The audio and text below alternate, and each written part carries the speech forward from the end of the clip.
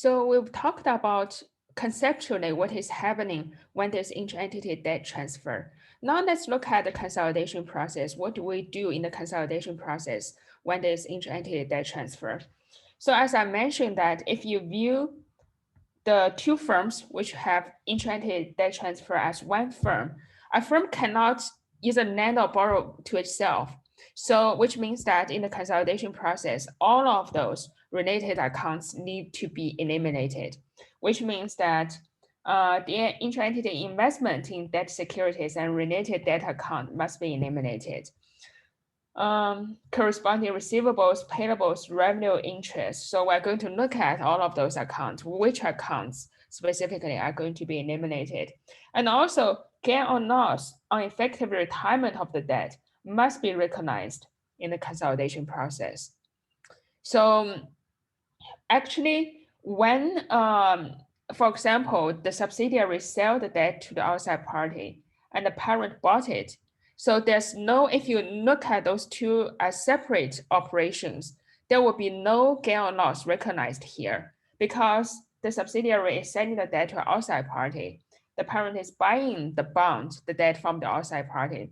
So there's no gain or loss recognized here. However, if you look at those two firms as one firm, the firm issued the debt and retired the debt. That is when either a gain or loss for the retirement of debt need to be recognized. So this needs to be recognized during the consolidation process. So in addition to all of those accounts which needs to be eliminated, we also need to recognize the gain or loss from the retirement of the debt. Specifically, there are two consolidation entries here, consolidation entry B and consolidation entry star B. B is we need to record it the year when we kind of retire the debt, and star B entry is for subsequent years. So let's look at specifically how those two entries look like. The B entry, B stands for bond. The purpose is to eliminate inter-entity bond and related interest account and recognize either a gain or loss on effective retirement. So the entry is like this.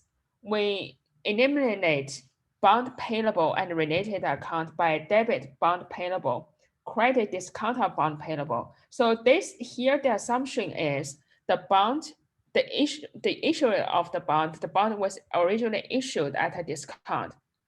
What do we do if the bond was issued at a premium?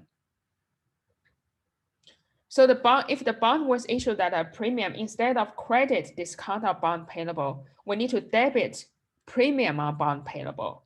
And also we need to eliminate interest expense by credit interest expense. And also on the party which bought the bond, we need to eliminate investment in X company's bond, and we need to eliminate interest income. And also here, the assumption is the bond is retired at a loss. So we need to debit loss on retirement of bond in order to record it. However, if the bond was retired at a gain, instead of debit loss on retirement of bond, we need to credit gain on retirement of bond. So this journal entry, this is just for a specific situation, but you should know that situations can be a little bit different, and then you need to make some adjustment based on this journal entry accordingly to the specific situation. So that is the B entry. The star B entry, the purpose is to eliminate inter-entity bond and related interest account and to correct the beginning of the year balance. So this entry is actually a combination of two entries, which we are going to talk about later. But basically, we use this entry, the star B entry, not only to carry over the effect from the previous year, but also to eliminate the current year leftover effect. And then the journal entry is, so here we don't actually care whether it's upstream or downstream. The journal entries are the same no matter whether it is downstream or upstream. It only differs depends on the method the parent use.